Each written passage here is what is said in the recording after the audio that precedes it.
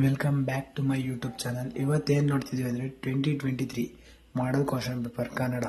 ಇಲ್ಲಿ ಏನಕ್ಕೆ ನಾನು ಮಾಡಲ್ ಕ್ವಶನ್ ಪೇಪರ್ನ ಹಾಕ್ತಿದ್ದೀನಿ ಅಂದರೆ, ನೀವು ಮಾಡಲ್ ಕ್ವಶನ್ ಪೇಪರ್ ಎಷ್ಟು ನೋಡ್ತೀರಾ, ಕ್ವಶನ್ ಹೆಂಗೆ ಬರ್ತಿದ್ದಾವೆ, ಕ್ವಶನ್ ಹೆಂಗೆ ಮಾಡಿದ್ದಾರೆ, ಅವೆಲ್ಲ ಐಡಿಯಾಸು ನಿಮಗೆ ಬರುತ್ತೆ.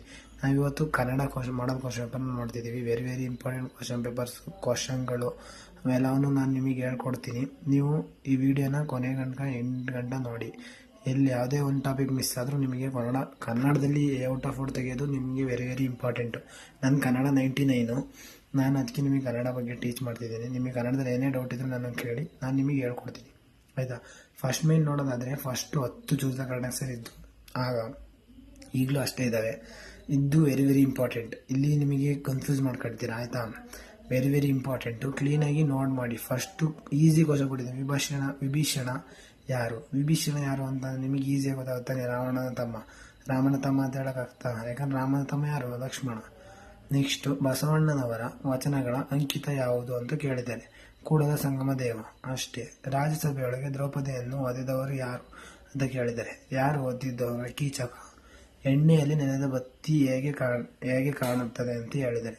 ಈ ಕ್ವಶನ್ ನನಗೆ ಮರ್ತೋಗಿದೆ, ಆದರೂ ನಾನು ಇದೆ ಅಂತ ಗೆಸ್ ಮಾಡಿ ಹೇಳ್ತೀನಿ. ಯಾಕಂದರೆ ನನಗೆ ಕನ್ನಡ ಅಷ್ಟು ಸಖತ್ ಇಷ್ಟ, ಮತ್ತು ನನಗೆ ಕನ್ನಡ ಡೆಡ್ ಈಸಿ. ಮಡಿ ಇಟ್ಟ ಭಕ್ತನಂತೆ. ಈ ಕ್ವಶನ್ ಏನಾದರೂ ತಪ್ಪಾಗಿದೆ ನೀವು ಕಮೆಂಟಿಗೆ ಹೋಗಿ ಕಮೆಂಟ್ ಸೆಕ್ಷನಲ್ಲಿ ಕಮೆಂಟ್ ಮಾಡಿ. ನೆಕ್ಸ್ಟ್ 5ನೇ ಕ್ವಶನ್ನು, ಮಾರ್ಚ್ನ ಜೊತೆಗಾರನ ಹೆಸರೇನು? ಈಸಿ ಕ್ವಶನ್ ನೋಡಿ, ನಿಮಗೆ ನೋಡಿದ ತಕ್ಷಣ ಗೊತ್ತಾಗುತ್ತೆ. ಪೂನಚ್ಚಿ. ನೆಕ್ಸ್ಟ್ 6ನೇ ಕ್ವಶನ್, ಕನ್ನಡದ ಮೂಲಕ ಕಲಿತು ಶ್ರೇಷ್ಠ ವಿಜ್ಞಾನಿ ಆದವರು ಯಾರು?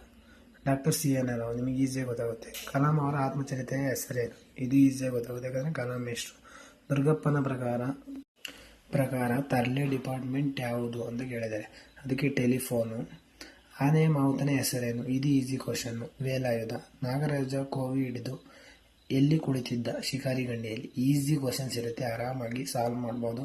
ಕನ್ನಡದಲ್ಲಿ ನೀವೇನಾದರೂ ಕಡಿಮೆ ಸ್ಕೋರ್ ತೆಗೆದ್ರಿ ಅಂದರೆ ನಿಮಗೆ ಪರ್ಸೆಂಟೇಜ್ ಕಡಿಮೆ ಆಗುತ್ತೆ, ಆಯಿತಾ. ಕನ್ನಡದಲ್ಲಿ ಎಷ್ಟು ಸ್ಕೋರ್ ಜಾಸ್ತಿ ಮಾಡ್ತೀರೋ ಅಷ್ಟೇ ನಿಮಗೆ ಒಳ್ಳೆಯದು. ನಾನು 99 ಮಾಡಿದ್ದೆ. ನಾನು ಇದೇ ಥರ ನಮ್ಮ ಕ್ವಶನ್ ಪೇಪರ್ ಹಾಕಿದ್ದೀನಿ. 25 ಕ್ವಶನ್ ಪೇಪರ್ನು ಹಾಕಿದ್ದೀನಿ, ನಾನು ಅಪ್ಲೋಡ್ ಮಾಡಿದ್ದೀನಿ. ಅದು ಈಸಿ ಇತ್ತು ಕ್ವಶನ್ ಪೇಪರು, ನೋಡಿ. ನೆಕ್ಸ್ಟು ಹೊಂದಿಸಿ ಬರೆಯಿರಿ ಇದೆ. ಹೊಂದಿಸಿ ಬರೆಯಿರೂ ಈಸಿ ಇದೆ. ಅದೇನಿಲ್ಲ, ಅದು ಎಲ್ಲಿ ಕೊಡ್ತಾನೆ ಅಂದರೆ, ನೀವು ಫಸ್ಟ್ ಪೇಜಲ್ಲಿ ಕಂಟೆಂಟ್ ಇರೋದು ಗೊತ್ತಾ, ಯಾವ ಪಾಠ ಯಾರು ಬರೆದಿದ್ದು, ಅದನ್ನು ನೀವು ಕ್ಲೀನಾಗಿ ಏನಾದರೂ ಕಲ್ತ್ರಿ ಅಂದರೆ ನೀವು ಇದನ್ನು ನೋಡ್ದಲೇ ಆನ್ಸರ್ ಮಾಡ್ಬೋದು, ಆರಾಮಾಗಿ ಆನ್ಸರ್ ಮಾಡ್ಬೋದು. ಅಷ್ಟು ಈಸಿ ಇರುತ್ತೆ. ಅದು ನೀವು ಯಾವ ಪದ್ಯ, ಅದನ್ನು ಯಾರು ಬರೆದಿರೋದು, ಮತ್ತು ಅದ್ರ ಕೃತಿ, ಅಷ್ಟು ನೀವು 3 ನೋಡ್ಕೊಂಡ್ರೆ ಸಾಕು. ಬೇರೆ ಆರಾಮಾಗಿ ಬರಿಬೋದು ಹೊಂದಿಸಿ ಬರೆಯಿರಿ. ನೆಕ್ಸ್ಟು ಬಿಟ್ಟ ಸ್ಥಳವನ್ನು ಸರಿಯಾಗಿ ಬರೆಯಿರಿ. ಇದು ಈಸಿ. ಇವೇನಾಯಿತು ಕ್ವಶನು. ಅದಕ್ಕೆ ಆನ್ಸರ್ ಹೇಳಬೇಕಾ? ಈ ಆನ್ಸರ್ 5 ಆನ್ಸರ ನೀವು ಕಮೆಂಟ್ ಸೆಕ್ಷನಲ್ಲಿ ಕಮೆಂಟ್ ಮಾಡಿ. ನೀವು ಹೆಂಗೆ ಓದ್ತಿದ್ದೀರಾ ಕನ್ನಡ, ಎಷ್ಟು ತಿಳ್ಕೊಂಡಿದ್ದೀರಾ ಚೆಕ್ ಮಾಡೋಣ. ಅವನು ಮತ್ತೆ ಹೊಂದಿಸಿ ಬರೆಯೋನು ಕಮೆಂಟ್ ಮಾಡಿ, ನೀವೇನಾದರೂ ಕಲ್ತಿದ್ರೆ, ಆಯಿತಾ. ಅವೆರಡು ಕಮೆಂಟ್ ಮಾಡಿ ನೋಡೋಣ, ಯಾರು ಎಷ್ಟೆಷ್ಟು ಕಲ್ತಿದ್ದೀರಾ, ಕನ್ನಡದಲ್ಲಿ ಹೆಂಗಿದ್ದೀರಾ ಅಂತ. ನೆಕ್ಸ್ಟು ಸೆಕೆಂಡ್ ಮೇನ್ ಇರುತ್ತೆ, 2 ಮಾರ್ಕ್ಸ್ದು. 2-3 ವಾಕ್ಯಗಳಲ್ಲಿ ಬರೆಯೋದು. 4 ಪ್ರಶ್ನೆ ಬರೀಬೇಕು ಅಷ್ಟೇ. ಅವ್ರು ಎಷ್ಟು ಕೊಟ್ಟಿರ್ತಾರೆ ಅಂದರೆ, ಔಟ್ ಆಫ್ 5 ಕ್ವಶನಲ್ಲಿ ನೀವು 4 ಕ್ವಶನ್ ಬರೀಬೇಕು. ನೆಕ್ಸ್ಟು ಅದೇ ಥರ ಪದ್ಯದಲ್ಲಿ ಕೊಟ್ಟಿರ್ತಾನೆ, ಅದರಲ್ಲಿ 3 ಕ್ವಶನ್ ಬರೀಬೇಕು. 4 ಕ್ವಶನ್ ಕೊಟ್ಟಿರ್ತಾನೆ, 3 ಕ್ವಶನ್ ನೀವು ಬರೀಬೇಕಾಗುತ್ತೆ. ಇದು ಪಾಠದ್ದು. ಫಸ್ಟು ಪದ್ಯದ್ರಲ್ಲಿ 5 ಕ್ವಶನಲ್ಲಿ 4 ಬರೀಬೇಕು. ನೆಕ್ಸ್ಟು 3 ಕ್ವಶನ್ ಬರೀಬೇಕು. ಅದು ನೆಕ್ಸ್ಟು ಈಗೇನು ಅಂದರೆ 2-3 ವಾಕ್ಯ, ಮತ್ತೆ 2-3 ವಾಕ್ಯನೇ ಯಾವುದರಲ್ಲಿ ಲಾಸ್ಟ್ ಪಾಠ ಇದೆಲ್ಲ ಕೃಷ್ಣೇಗೌಡ ನಾನೇ, ಅದರಲ್ಲಿ 3 ಪ್ರಶ್ನೆ ಬರೀಬೇಕಾಗುತ್ತೆ. 4 ಕೊಟ್ಟಿರ್ತಾನೆ. ನೆಕ್ಸ್ಟು ಈ ವಿಭಾಗಕ್ಕೆ ಬಂದರೆ ನಿಮಗೆ 2 ವಾಕ್ಯಗಳಲ್ಲಿ ಸಂದರ್ಭ ಸೂಚಿಸಿ ಬರೆಯೋದಿದೆ. ಅದು ಫಸ್ಟು ಪದ್ಯದಲ್ಲಿ ಕೊಟ್ಟಿರ್ತಾನೆ, 3ರಲ್ಲಿ 2 ಬರೀಬೇಕು. ಈಗೆಲ್ಲ 1 ಮಾಡಿದ್ದಾನೆ. ನೆಕ್ಸ್ಟು ಪಾಠದಲ್ಲೂ ಅಷ್ಟೇ 2ರಲ್ಲಿ 2 ಕೊಟ್ಟಿರ್ತಾನೆ, 1 ಬರೀಬೇಕಾಗುತ್ತೆ. ನೆಕ್ಸ್ಟು ಕೃಷ್ಣೇಗೌಡ ನಾನೆಲ್ಲೂ ಅಷ್ಟೇ 2ರಲ್ಲಿ 1 ಬರೀಬೇಕಾಗುತ್ತೆ. ನೆಕ್ಸ್ಟು ಈಗ 5 ಮಾರ್ಕ್ಸಲ್ಲಿ ಫಸ್ಟು ಪದ್ಯದಲ್ಲಿ ಕೊಟ್ಟಿದ್ದಾನೆ, ಅದರಲ್ಲಿ 2 ಬರೀಬೇಕಾಗುತ್ತೆ. ನೋಡಿ, ಬಸವಣ್ಣನವರ ಪ್ರಕಾರ ನೈಜ ಪ್ರದರ್ಶನಗಳಿದೆ. ಯಾವಾಗಲೂ ಕ್ವಶನ್ಗಳು ಕೇಳ್ತಾ ಇರ್ತಾನೆ.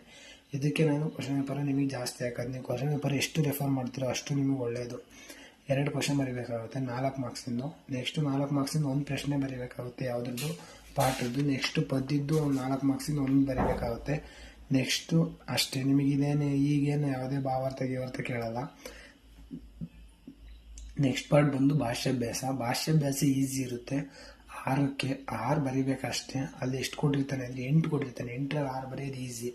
ಆರಾಮಾಗಿ ಬರಿಬೋದು. ಒಂದು ಎಕ್ಸ್ಟ್ರಾ ಬರ್ದಿರಿ, 1 ಅಥವಾ 2 ನಿಮಗೆ ಗೊತ್ತಿದ್ರೆ. ಯಾಕಂದರೆ ಅಲ್ಲಿ ಒಂದು ತಪ್ಪಾದರೂ ನಿಮಗೆ ಅಲ್ಲಿ ಮ್ಯಾಚ್ ಮಾಡಿಬಿಟ್ಟು ನಿಮಗೆ ಆನ್ಸರ್ ರೈಟ್ ಹಾಕಿ ಆನ್ಸರ್ ಕೊಡ್ತಾರೆ ಆಯಿತಾ. ನೆಕ್ಸ್ಟು ಒಂದು ಪ್ರಬಂಧ ಬರೆಯಿರಿ. ಪ್ರಬಂಧ 5 ಮಾರ್ಕ್ಸ್ ಓನಾಗಿ ಬರಿಬೋದು, ಬರಿತೀರಾ. ನೆಕ್ಸ್ಟು ಇನ್ನೊಂದು